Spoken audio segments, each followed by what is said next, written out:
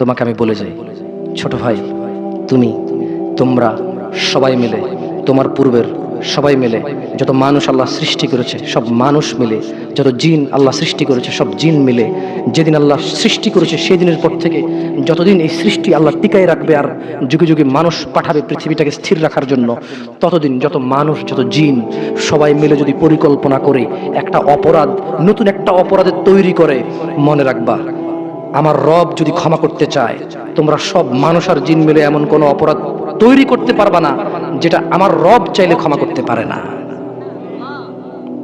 তুমি কোন অপরাধ তৈরি করবা আর বলবা যে এটা বুঝি এটা কি আল্লাহ ক্ষমা করতে পারবে? এরকম অপরাধ তুমি পারবা না তৈরি করতে। বেঁচে থাকা অবস্থায় তুমি বেঁচে আসো, তোমার সামনে এমন একটা অপরাধ নাই যে অপরাধের ক্ষমা পাওয়া যায় না, মানুষের হক ছাড়া। তাও মানুষে মাফ করে দিলে পাওয়া যায়। মানুষে মাফ করে দিলে, আমি কি বুঝাতে পারছি না? বুঝতে পারি নাই। আমি কি বুঝাতে পারছি না? বুঝতে পারি নাই। দুনিয়া তুচ্ছ। তোমাকে আবার বলি, তুমি আল্লাহকে ভয় করো। তোমাকেই উদ্দেশ্য করে বলছি আমি, ইনশাআল্লাহ within 5 to 10 minutes I will finish। আমি 5 থেকে 10 মিনিট শেষ করে দেবো। বেশি কথা বললে কোনো লাভ হয় না। যতটুকু শুনেছেন যদি কাজে আসবে, আর সারাদিন বললেও কাজে আসবে না। বুঝে আসছে না? তুমি তোমার বয়স 60, সরি আপনি, আপনার বয়স 60, তোমার বয়স 20, আপনি আপনার বয়স 40, অনেক অপরাধ করে ফেলেছেন। মানে আল্লাহ ক্ষমা করার ক্ষমতা রাখে না, না? তো তাহলে আপনি ক্ষমা চান না কেন? কেন বলেন? শুনুন, আপনাকে বলি, আল্লাহ বলেন লা তাকনাতু মির রাহমাতিল্লাহ। মুহাম্মদ এদেরকে বলে দিন, এই উম্মত, তোমরা আল্লাহর দয়া থেকে নিরাশ হয়ো না। যেদিন তুমি মনে করবে আমার মতো কি অপরাধী আছে, আল্লাহ কি আমাকে ক্ষমা করবে, এটা তোমার ওই দিন সবচেয়ে যত গুনাহ করেছো সবচেয়ে বড় গুনাহ ওইটা। যখন তুমি ধারণা করবে যে আল্লাহ কি ক্ষমা করবে আমাকে, এটা সবচেয়ে বড় গুনাহ। তাহলে তুমি কি এমন কোন অপরাধ করতে পারছো যেটা আল্লাহ ক্ষমা করার ক্ষমতা রাখে না? যদি তিনি চান ক্ষমা করতে, এরকম কি তুমি মানো? এটা তুমি এটা মানো? তাহলে তোমার অপরাধের ক্ষমা চাও আল্লাহর কাছে, ক্ষমা চেয়ে ফিরে আসো আল্লাহর দিকে। তুবু ইলাল্লাহ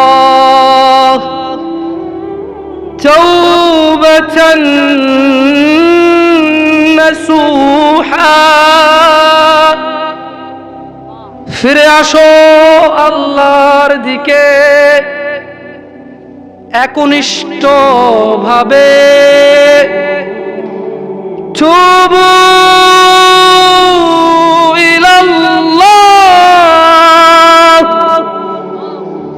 তাওবাতান নাসুহা। আল্লাহর দিকে ফিরে আসো, আল্লাহর দিকে ফিরে আসো, আল্লাহর দিকে ফিরে আসো। জানা অনেক হয়েছে, বন্ধ করো। তুবু ইলাল্লাহ, অনেক সিগারেট গাঁজা মদ নেশা হয়েছে, ফিরে আসো। তুবু ইলাল্লাহ, অনেক মিথ্যে কথা বলে মানুষ ঠকিয়েছো। তুবু ইলাল্লাহ, আল্লাহর দিকে ফিরে আসো। ইয়া নাস, ইয়া শিবাব, ইয়া মুসলিম, ইয়া মুমিন, তুবু ইলাল্লাহ, আল্লাহর দিকে ফিরে আসো। অনেক নামাজ ছেড়েছো আর না, আল্লাহর দিকে ফিরে আসো। অনেক জিদ করেছো, মারামারি করেছো, অন্যের হক, অন্যকে জুলুম করে অন্যকে দেওয়ার জন্য সহযোগিতা করেছো। তুবু ইলাল্লাহ, আল্লাহর দিকে ফিরে এসো। তাওবাতান নাসুহা, একনিষ্ঠ হৃদয় থেকে, একদম স্থির ধীর মন মানসিকতা নিয়ে তাওবাতান নাসুহা, আল্লাহর দিকে ফিরে আসো, আল্লাহর দিকে ফিরে আসো। প্লিজ দয়া করে আল্লাহর দিকে ফিরে আসো।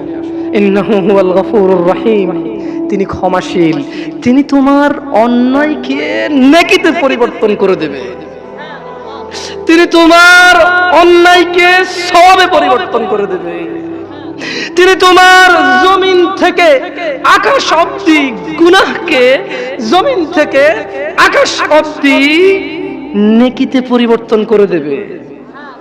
তুমি যেও না কোনো মাজারে, তুমি ঠেকিও না কোনো মাজারে মাথা, তুমি বাঁধিও না কোনো তাবিজ। কোরআনের নামে ওযু ছাড়া কোরআনকে তুমি এখানে ঝুলাইও না।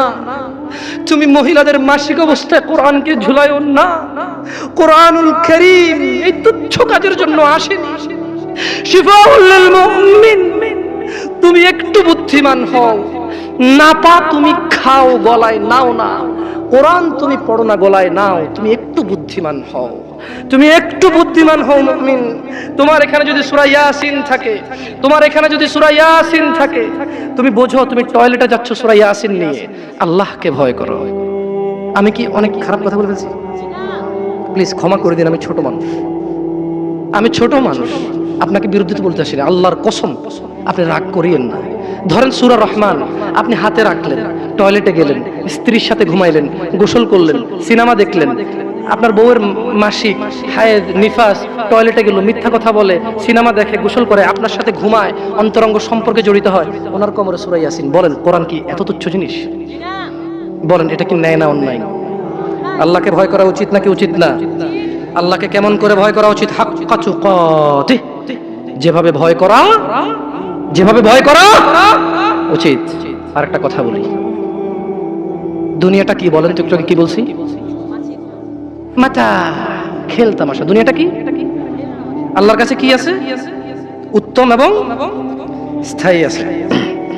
তাহলে দুনিয়া যদি খেল তামাশা হয়, তুচ্ছ হয়, তাহলে আখিরাত, আখিরাত নিয়ে একটু কথা বলতে হয় না? এবার দুনিয়া তুচ্ছ হলে আখিরাত নিয়ে একটু বলতে হয় না? দেখুন দুনিয়া কি। فإذا جاءت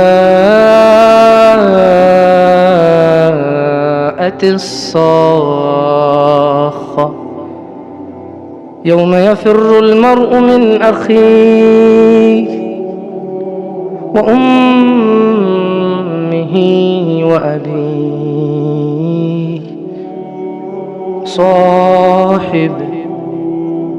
صاحبته وبنيه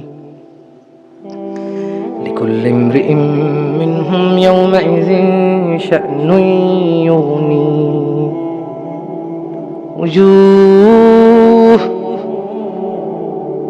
وجوه يومئذ مسفرة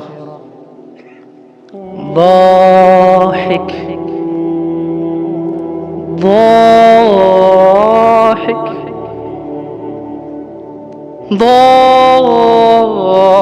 ضاحكة مستبشرة ووجوه يومئذ عليها غبرة ترهقها قترة أولئك